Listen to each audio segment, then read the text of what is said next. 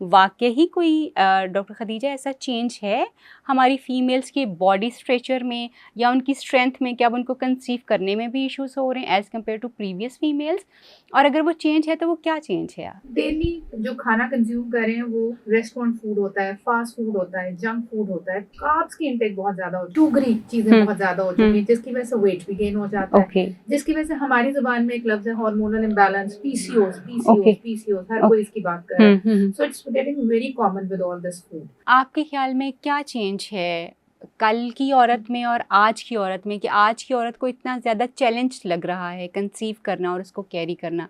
मैं ये समझती हूँ कि इसमें हेल्थ का एक पर्सपेक्टिव है, इसमें एक सोशल पर्सपेक्टिव भी है, थोड़ी सी सोसाइटी की चेंजेस भी हैं, बट ओवरऑल अभी भी हम हैं patriarchal society, all the power lies with the main. Good जो है हमारा कोलेस्ट्रॉल वो किस ड्राई फ्रूट में ज़्यादा है? जो है वो वॉलनट है, ठीक है, अखरोट और ठीक है, फिर बादाम, ठीक है। तीसरे नंबर पे मूंगफली। बिस्मिल्लाहिर्रहमानिर्रहीम, अस्सलाम वालेकुम जी, मैं हूं doctor Tahira Rubab. Coffee with doctor Tahira Rubab podcast में आपको वेलकम कहते हैं। आज का टॉपिक हमारा फीमेल स्पेसिफिक है और इसमें हम बात करने वाले हैं प्रेगनेंसी और ड्यूरिंग प्रेगनेंसी के जो चेंजेस आते हैं फीमेल में और किस तरह के चैलेंजेस फीमेल्स फेस करती हैं, इसके ऊपर बात करेंगे। इसके अलावा और जो फीमेल स्पेसिफिक और बहुत सारे इशूज़ होते हैं जैसे वजाइनल इन्फेक्शंस जो हैं, इसी तरह से जिस तरह से कि पीरियड्स के बारे में बहुत सारे क्वेश्चंस होते हैं लड़कियों के कि वो किस तरह से उनको मैनेज करें। इन सारी चीज़ों के बारे में सवालात जो हैं वो आज हम अपने एक्सपर्ट से करेंगे। आज के हमारे एक्सपर्ट्स बहुत ही वंडरफुल हैं। मैं इनसे एक ही दफ़ा मिली हूँ, लेकिन इनसे मिलने के बाद मुझे लगा कि इनको मेरे पॉडकास्ट का हिस्सा बनना चाहिए ताकि हम इनके तवज्जुह से वो सारे सवालात जो फीमेल्स मुझसे पूछ रही होती हैं उनके जवाबात इनसे हम लेके उन तक पहुँचा सकें। सो आज की हमारी गेस्ट हैं डॉक्टर खदीजा। ये अपने बारे में ख़ुद बताएंगी कि ये कहाँ से हैं और क्या है इनकी और एक्सपर्टीज़ क्या हैं, और इसके साथ साथ जो हैं वो हमारे साथ डॉक्टर नुदरत हैं। डॉक्टर खदीजा बताइएगा काइंडली कि आप कहाँ से हैं? Thank you doctor. मेरा नाम है डॉक्टर खदीजा खान, मैं ऑब्स्टेट्रिशियन एंड गायनेकोलॉजिस्ट हूँ और मैं फर्टिलिटी स्पेशलिस्ट हूँ। मैं इस वक्त गायनी डिपार्टमेंट गंगाराम में एज एन एसोसिएट प्रोफेसर सर्व कर रही हूँ और मैं प्राइवेट प्रैक्टिस इकरा मेडिकल कॉम्प्लेक्स में करती हूँ। Very nice.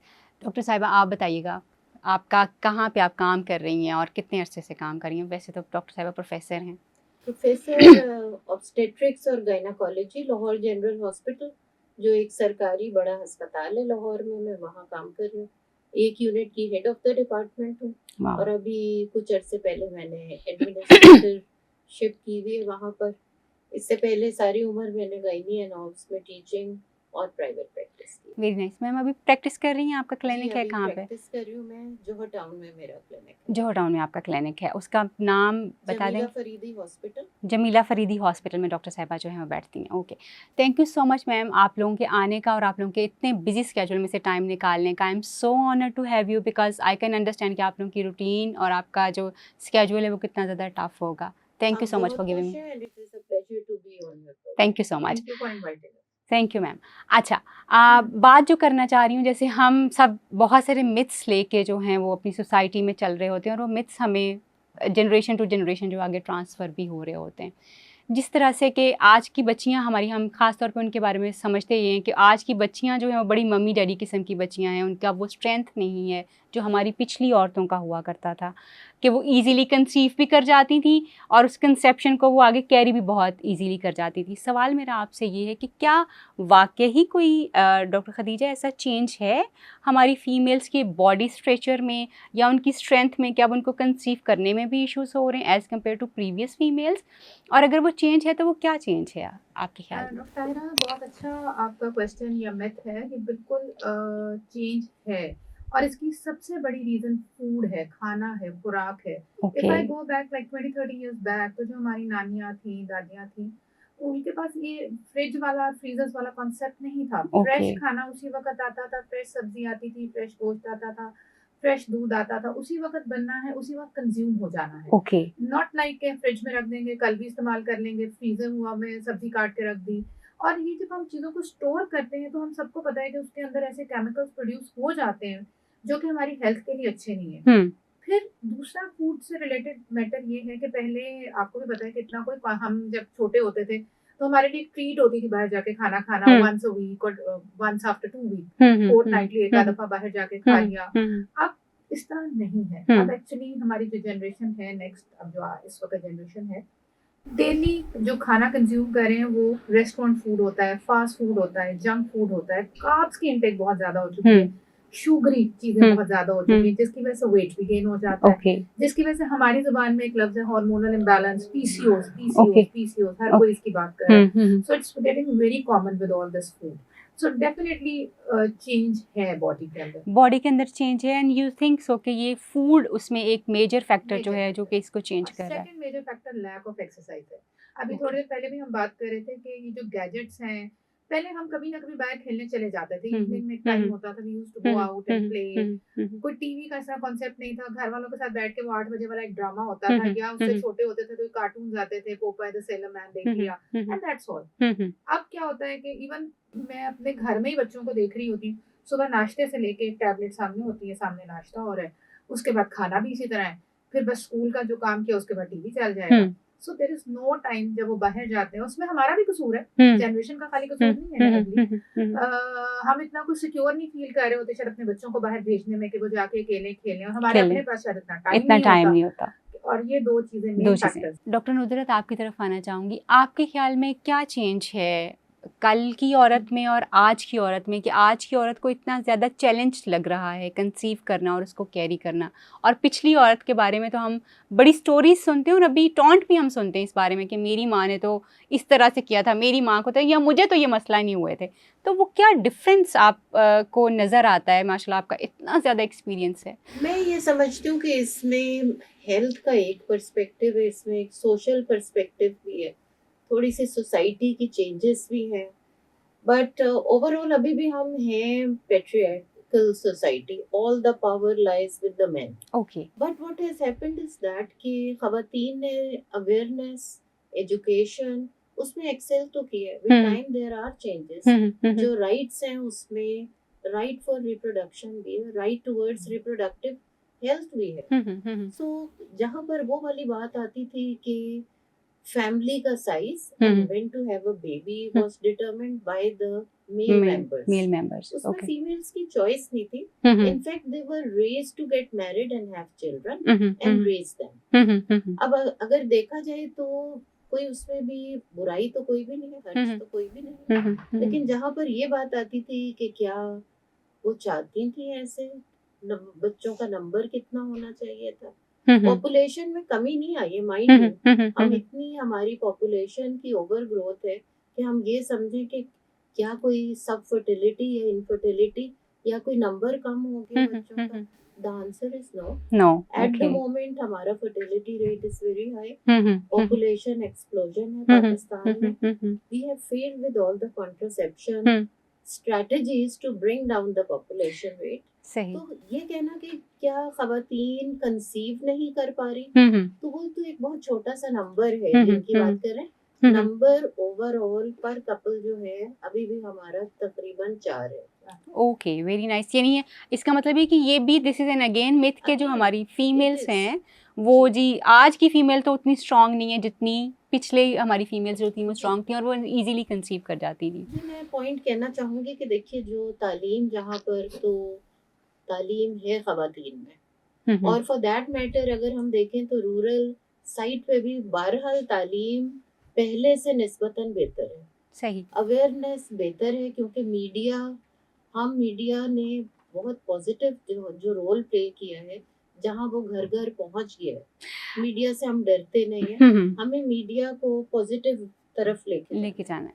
तो वहाँ की औरत भी एम्पावर हुई जरूर है, तो क्वेश्चन तो जरूर करते हैं. और उस तरह से मटरनल मोर्टेलिटी जो है वो कम हुई है पाकिस्तान जैसे मुल्क में. ओके, यानी ये थोड़ा सा हम पॉजिटिव चेंज कहीं ना कहीं हर लेवल के जी. ऊपर जो है वो देख रहे हैं. अच्छा, क्या मैं आपकी जो बात समझ पाई हूँ कि जो हमारा अभी आपने कहा कि पॉपुलेशन रेट वही है, उसमें कोई ख़ास फ़र्क नहीं आया, बढ़ गया, बल्कि हम ओवर पॉपुलेटेड जो एक कंट्री हो चुके हुए हैं.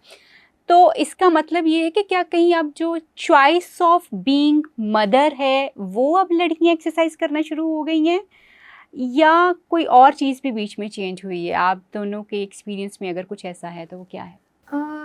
दोनों चीजें ही हैं. चॉइस ऑफ बीइंग मदर भी थोड़ा सा चेंज हो गया, जैसे प्रोफेसर डॉक्टर नुदरत सुहेल ने भी बताया कि हैं तो हम अभी भी male dominant society, decision male का है. लेकिन अब एक सोसाइटी ऐसी भी आ गई है जहाँ पे फीमेल्स अब खुद डिसीजन लेना शुरू हो गया, I want to have 1 child, I want to have 2 child, I don't want to have a child, अब ऐसा भी सुनने में आता है। हमारे पास पहले ऐसे पेशेंट्स नहीं आते थे। Okay. So there is one thing definitely जो कि हमें ये बता रहे हैं, लेकिन दूसरी तरफ जो मेरा कंसर्न है कि फर्टिलिटी का रेट जो कि एक जो लोग अफोर्ड कर सकते हैं उनमें कम होता जा रहा है, ओके। और जो एक नॉन अफोर्डिंग तबका है उसमें ज्यादा है। और इसकी रीजन क्या आपको लगती है? अगेन वही बात करूंगी कि एक बहुत आजकल कॉमन सब पीसीओस हर बच्ची डेली 3-4 पेशेंट Okay. क्लिनिक पे आते हैं।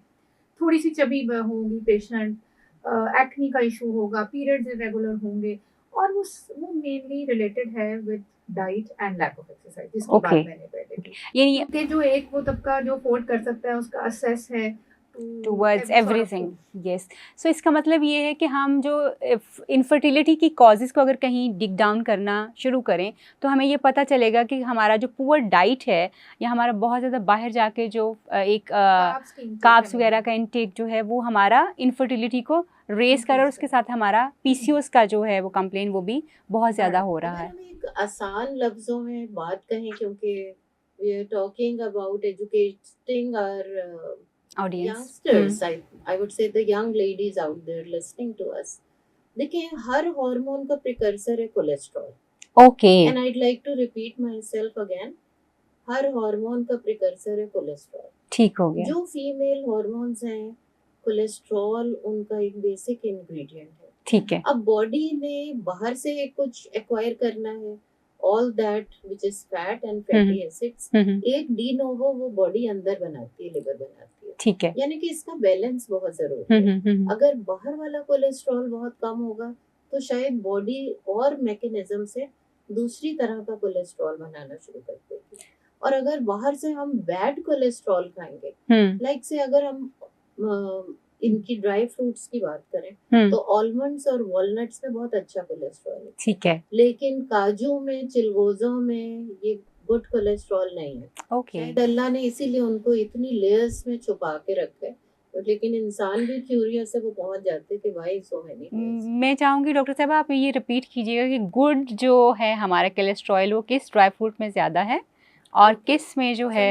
नंबर 1 पे जो है वो वॉलनट है, ठीक है। अखरोट और ठीक है। फिर बादाम। ठीक है। तीसरे नंबर पे मूंगफली। ओके। अच्छा, मूंगफली का भी तीसरे नंबर पे ये अच्छे कोलेस्ट्रॉल है। ओके। और बैड कोलेस्ट्रॉल में जो बहुत जल्दी से आपका हाई लेवल कर देते हैं, स्मॉल ट्राइग्लिसराइड्स होते हैं जो शरीयानों के अंदर जम जाते हैं। सही और सही। ये बाइस बनते हैं ब्लड प्रेशर का, हार्ट अटैक का, और subsequently weight gain and diabetes. Okay. So अब ये देखें ना, हार्मोन्स की पूरी एक कहानी है जिसमें there are major hormones, there are minor hormones, there are co-hormones। ठीक है। मतलब दोस्त के दोस्त और दुश्मन के दुश्मन, exactly। इस किस्म के बॉडी में बहुत बैलेंसेस जो है नेचर ने सेट किए हुए। ओके। सो जैसे डॉक्टर खतीजा बहुत अच्छी बात वो कर रही हैं, बार बार 2 पॉइंट्स पे हम अपनी ऑडियंस को लाना चाहते हैं। देखिए बाहर के जो फ्रीक्वेंट मील्स है ना, क्योंकि अब हर घर में, मेरे घर में भी वो खड़े हुए होते हैं लेके राइडर्स, पिज्जा और ये वो सारा कुछ। इससे हमें बाहर जाना है। बेस्ट आ रहे cook at home, wash your hands, cook at home, wash your hand, cook at home, take in portions.